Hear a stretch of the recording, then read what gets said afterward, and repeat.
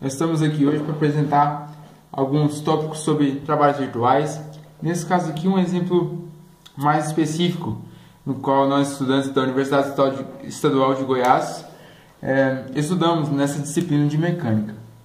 Bom, queremos apresentar aqui para vocês uma estrutura desse tipo, né? Na qual nós temos duas barras e duas bases, né? No caso, uma base inferior e uma superior. Nós queremos calcular a força que é exercida nesta mola contida entre os dois eixos das barras. Dessa forma, nós queremos calcular esta força que existe, né, na mola a partir do método de trabalhos virtuais. Bom, como faremos isso? Tendo em vista essas medidas, na qual a distância entre os eixos da base é h, a distância do fio, no caso inicial, que comporta a mola é s, o comprimento da barra é l, e essa altura chamemos-la de y.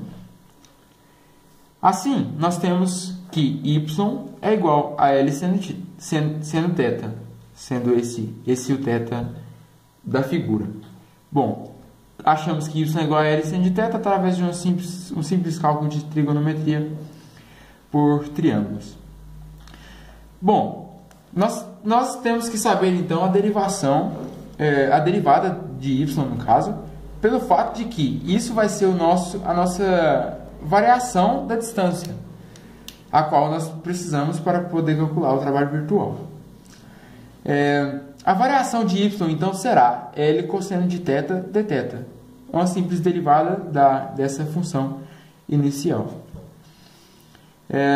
Ok. Passando para o próximo passo, nós temos que encontrar qual a próxima força que a gente deve analisar para o cálculo do trabalho virtual. Bom, a gente sabe que nesse sistema a gente tem a força-peso exercida aqui na base superior e a força na mola exercida no fio em que ela está contida. Os trabalhos virtuais são calculados em relação a essas duas forças.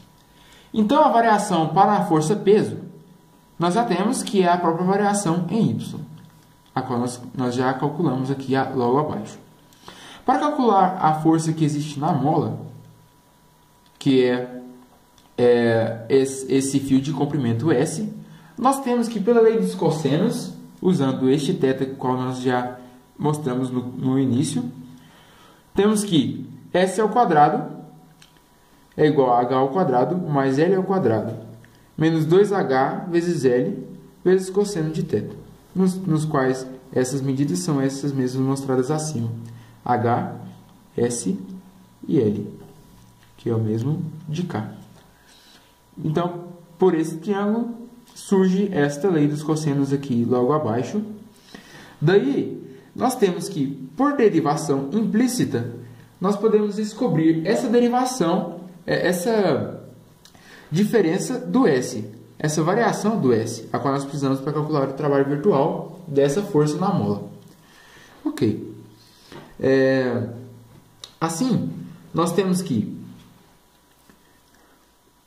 derivando implicitamente S em função de θ, nós temos 2S ds é igual a derivada de h ao quadrado, no caso é constante, igual a de L ao quadrado, todas as duas são iguais a zero. Daí nós temos a derivada dessa parte em função de θ, que daí surge 2h vezes L, derivada do cosseno menos seno, por isso o sinal é trocado, dθ. Daí nós temos que ds é igual a h vezes L vezes seno de θ sobre S dθ. Ok, agora nós já temos as duas forças, as quais realizam o trabalho sobre a estrutura. Já podemos calcular, fazer o somatório dos trabalhos virtuais. Bom, por definição, se a estrutura permanece em equilíbrio, o somatório dos trabalhos virtuais é sempre igual a zero. Contudo, se a força é aplicada contrária ao sentido do movimento, ao sentido do deslocamento, então essa variação, esse trabalho é negativo. Aqui nós temos a força peso aplicada para baixo no mesmo sentido da variação. Já no S, nós temos a força da mola aplicada para dentro, que é diferente do sentido da variação do S. O S nessa posição, no caso tracejado, é como a estrutura se comportaria se com esse peso, como ela tenderia a descer até essa distância para que houvesse o equilíbrio. Então aqui nós temos esse comprimento S contrário, a variação contrária ao sentido da força. Bom, então nós temos que o somatório dos trabalhos virtuais é dado por P vezes a variação em Y, certo? Sendo P essa força peso aplicada primeiramente, menos força da mola vezes a variação de S. Isso é igual a zero. Daí nós temos que Fm é igual a S vezes P vezes L cosseno de θ sobre H vezes L seno de θ. Cortamos o L, daí temos que cosseno sobre seno, pela trigonometria, cotangente de θ. E P vezes S sobre H, os termos que sobraram. Aqui, para achar essa força da mola, no caso que é essa força que nós estamos considerando acima no exercício, pela força que exerce o trabalho virtual da mola, né? Aqui nós temos então que, substituindo esse dy que nós achamos primeiramente e o ds também que nós achamos a partir da lei dos cossenos, nós conseguimos analisar essa força da mola. Bom, agora vamos passar então para o processo experimental. Então, assim como o Rafael fala agora, para completar aquela fórmula obtida ali nos cálculos, a gente precisa fazer as medições aqui. Então aqui, primeiro, na fórmula que ele mostrou no desenho, esse aqui é o S, esse daqui é o H, esse aqui é o L e esse aqui é o ângulo θ, certo? Ele mostrou no desenho ali, agora. Então, primeiro, a gente tem que ver que isso aqui é uma estrutura, né, que nem estava ali no desenho, que ela está em equilíbrio inicialmente, certo? Que podemos ver que ela está em equilíbrio. Para a gente calcular a força aplicada na mola, primeiro a gente precisa ter a distensão inicial, né, a distensão inicial considerada. Então, a gente pode pegar aqui, né, vamos medir o tamanho inicial da mola. Aqui, a gente afixa aqui e vamos ver que o tamanho inicial dela é de 3,4 centímetros, certo? Vamos utilizar para calcular a deformação na mola uma carga de 220 gramas, certo? A gente vai colocar aqui 220 gramas.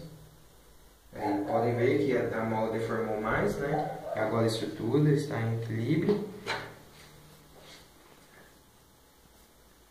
Aqui agora a gente vai calcular a distensão da mola, ver aqui. Certo? Aí vamos ver que agora a mola passa a ter 4,1 centímetros. Certo? E agora precisamos também dos valores de S, que a gente pode pegar aqui de eixo a eixo.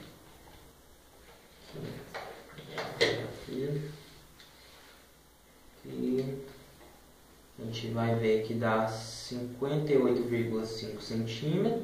58,5 centímetros. O L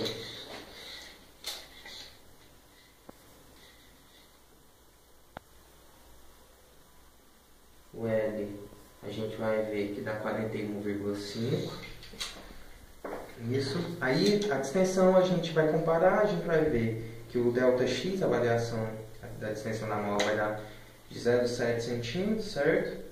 E agora a gente vai voltar para calcular a força experimental, a força na mola experimentalmente, comparar com a força teórica.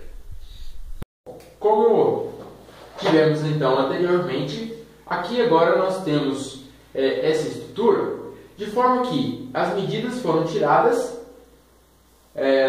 com a estrutura em equilíbrio. Pegamos o S, pegamos o R, pegamos a massa que está sobre a base superior, pegamos as extensões da mola inicial e final. Ok. Com esses dados, então, nós podemos agora calcular os trabalhos, o somatório dos trabalhos virtuais, como vimos anteriormente.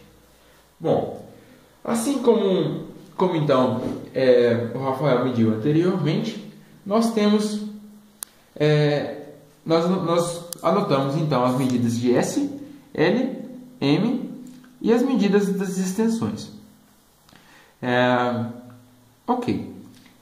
De forma que essa variação da extensão da mola é 0,7 centímetros. Todas essas medidas estão, nesse caso, em centímetros. Para calcular o somatório dos trabalhos virtuais, nós temos então que pegar a partir dessa fórmula, dessa última fórmula que a gente achou aqui. O peso vezes o S vezes cotangente de θ sobre H. Bom, o S, o H, a gente já tem. E agora a gente basta calcular a cotangente do ângulo. Ok. Para calcular este peso que nós temos aqui, nós usamos uma gravidade local que se aproxima de 9,781 metros por segundo ao quadrado, mas que pode variar dependendo do local em que é executado o sistema. Para calcular a cotangente, esse ângulo e tal como a cotangente dele, podemos voltar na lei dos cossenos inicialmente escrita, substituindo os valores que foram medidos experimentalmente de S, de H, de L, de forma a isolar o cosseno e calcular arco cosseno do valor encontrado, tal que este é o ângulo. Daí aplicamos a cotangente e conseguimos descobrir que a cotangente de θ é menos 0,33927.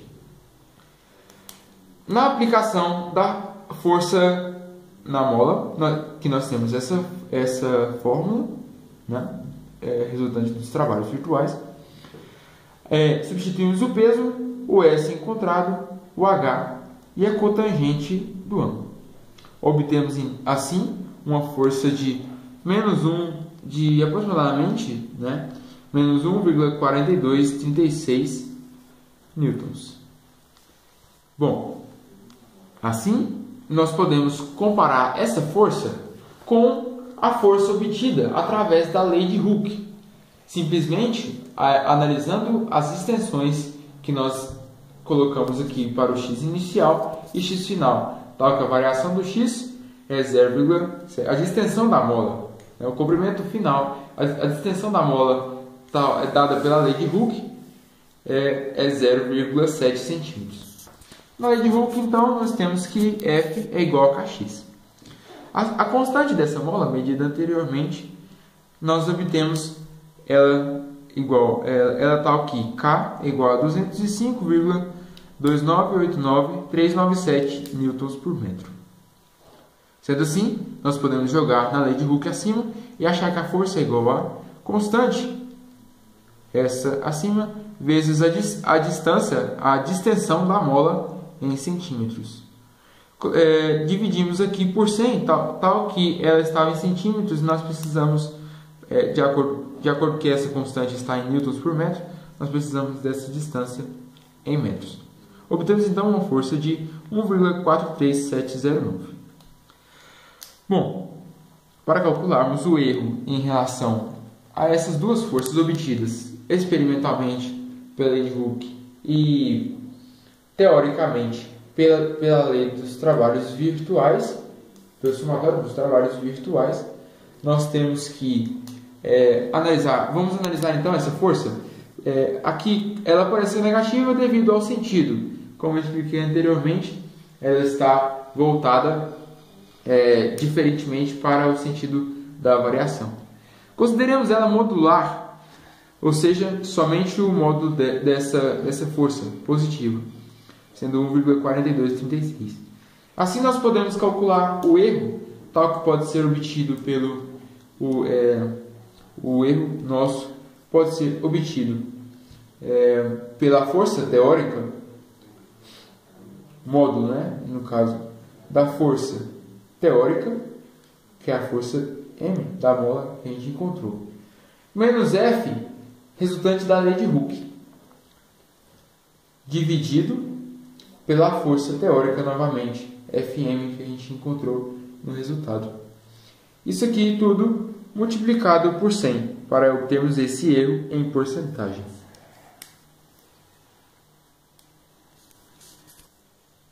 Jogando os valores, então, para o cálculo do erro, obtemos esse erro, então, a partir dessas forças encontradas, de aproximadamente 0,947%.